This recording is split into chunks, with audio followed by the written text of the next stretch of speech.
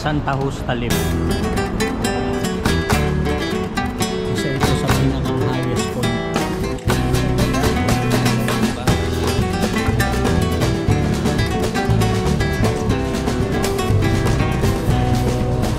Thank you.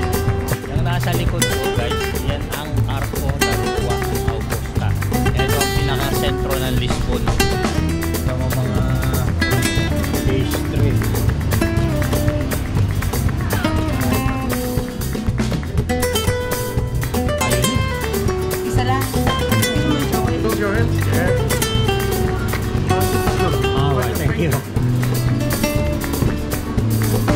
The way they do this pastel dito kaya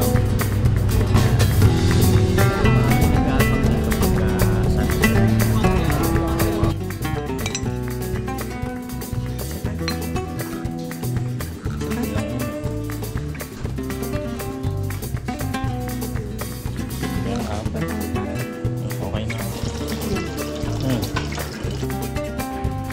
Yan. Breakfast muna tayo. Breakfast ng hotel. Iba na yung makapag-breakfast muna bago tayo lumarga ng Kapatsa. Magkain muna kami sa diretso. Welcome to our second day of tour dito sa Lisbon.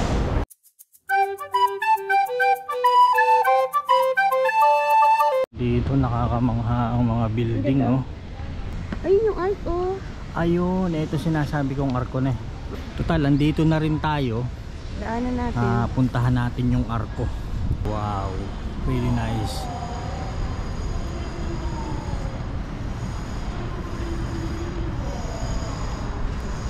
Ma-amaze ka talaga pagka nandito ka sa lugar na to. Ang galing ng architecture design niya. Yung nasa likod ko guys, yan ang Arco de Augusta. Ayan, pakita ko lang sa inyo guys ha. Etong nakikita nyo yan, yung buong 360 view nya, yan ang Praça do Comércio. Yan. Andito almost ng mga magagandang scenery sa lugar na to. Ito ang pinaka-sentro ng Lisbon.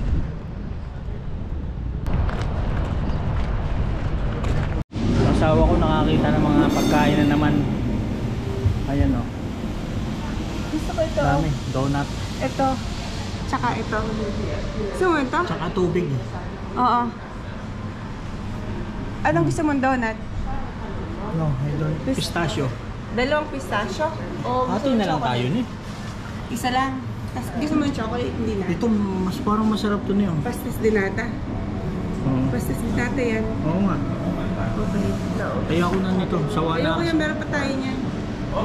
Hola. Just one. Ano? And the donut, pistachio. Croissant ne?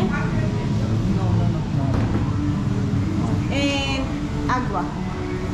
Right from here, bago tayo pumunta ng cathedral, stop muna tayo dito sa Pastelaria.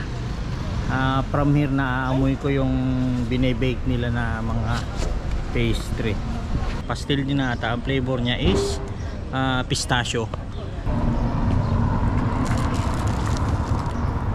Sarap niya.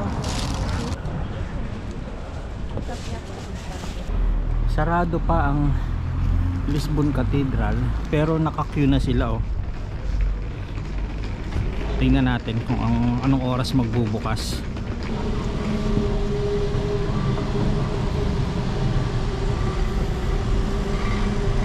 Yan, mga sinaunang tram.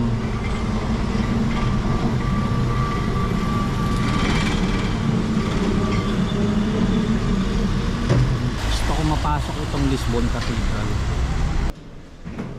Siguro ilang pastel de nata and you eat and then you're going up.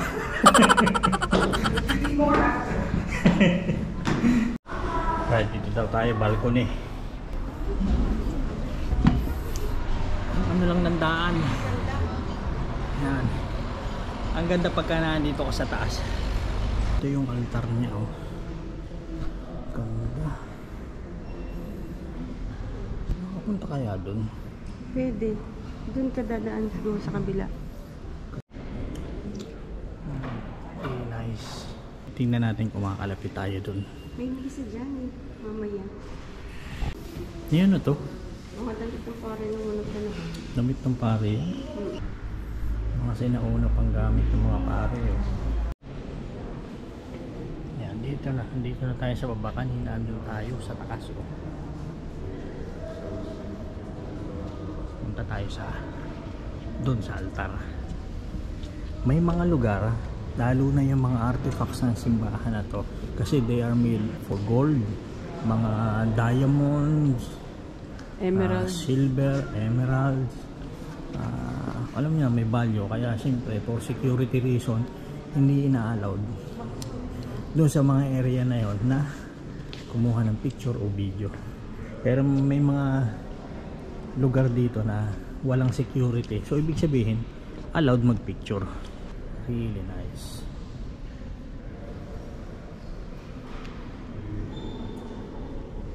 Ang swerte natin, we are blessed kasi nagkaroon tayo ng chance na makapunta rito. Hindi lahat ng tao nagkakaroon ng ganitong chance na makabisit sa isang lugar na katulad nito.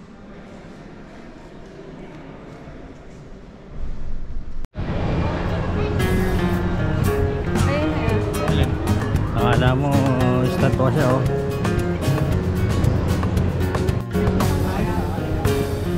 Talagang kahit saan ka pumunta dito, kita mo mga pastry. Ito na mga pastel din ata, mas malaki pa. Ito pistachio flavor. Yeah, first time here. Traditional food wine, Martin Pastel de Bacalao with cheese or without cheese. And the glass With cheese. Souvenir with the today. Can I try it with wine? Cheese. Yeah. Can I try it with wine? Yeah, with cheese.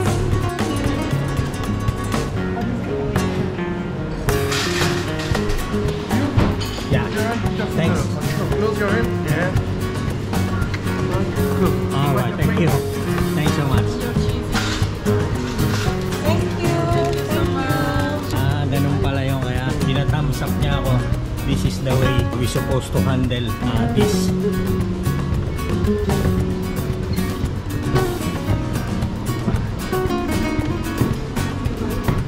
Hindi tayo.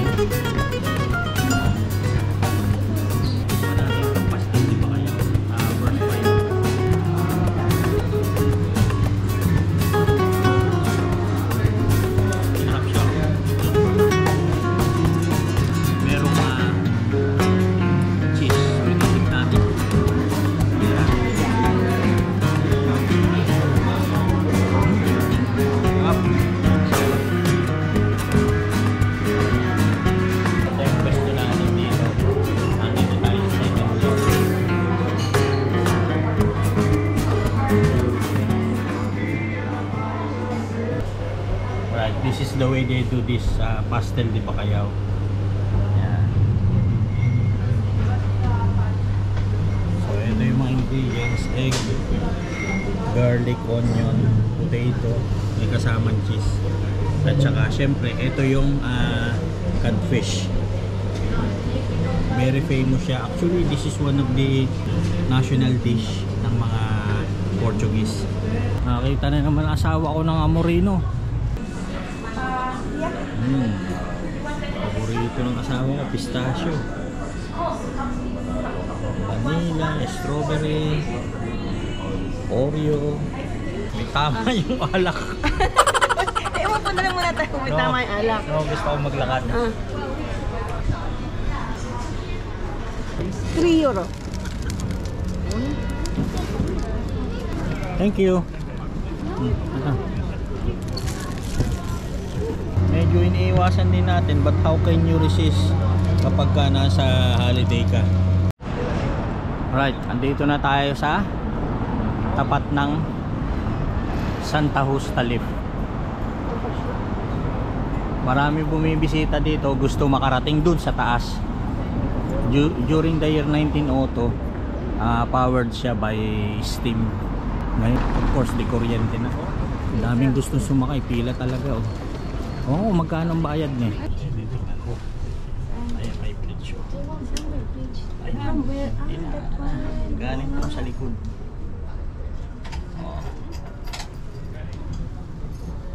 Umakyat ka nitong Santa Justa lift, ito yung makikita mo sa taas. You can see the whole city. Isa ito sa pinakang highest point dito sa Lisbon. Kita mo yung buong city. Right, ito yung sinakyan nating tram 28. Talagang punuan. Up to Sawa, pwede ka sumakay dyan. As long as yung binayaran mong journey is 24 hours. So ito yung sinasabi ko sa inyo, view from here dito mismo sa kinatatayuan ko.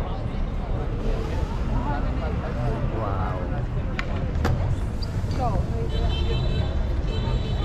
Marami nag-aabang dito pagka sunset.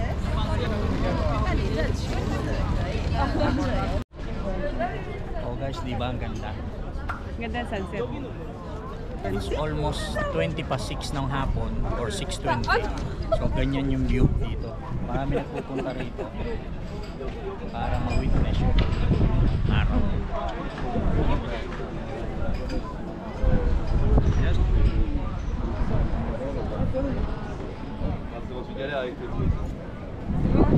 Ito yung arko na pinanggalingan natin kanina. Ayun, no?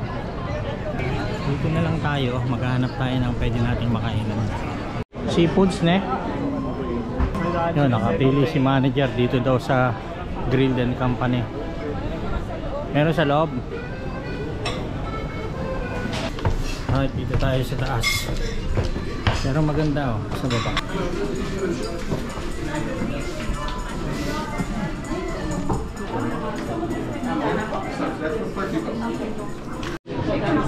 Alright guys, nandito tayo sa Grill and Company.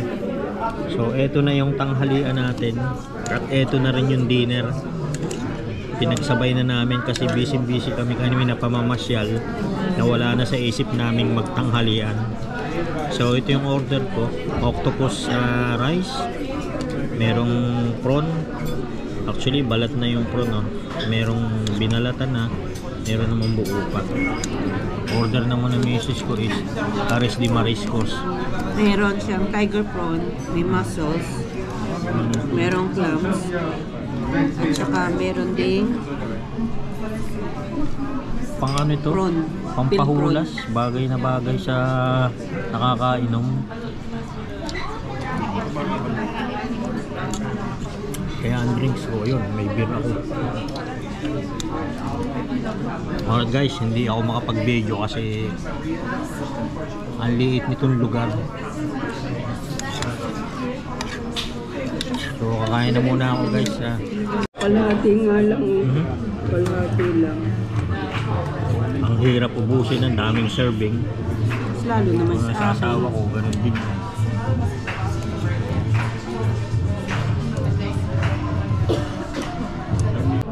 Asawa ko hindi naubos, o take out na lang daw.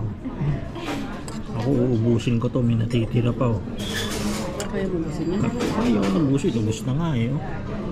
Saka sa ibin ko yan, mahal ka nga ng seafood. Maganda itong lugar, oh, look. How much? 8.50. Right. Can we try? Sí. Yeah. Para mata. Gusto mo? You try. Ikaw muna. Espere. Thank you. Halika. Can I have one? One. Take out. Take out. Extra tomate, extra cheese. What? Cheese and tomato? Extra. Please. Yes. Gusto ba? Mira, córtame 4 de queso, Ricardo. How much? 8.50? 850. Con extras. 12.50. Sí, con extras. Extra tomate, extra cheese. Yeah. Okay. Alright, no problem. Sarap nitong hamon. No? Hindi pa pala napapatagpalagay ng hamon. Ano? 12.50? Sí. Cheese auto.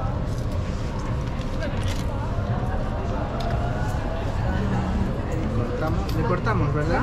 Good? Yes, please. Yeah, that's it. Okay. Yeah. Thank you. Thank you. Thank you. Thank you.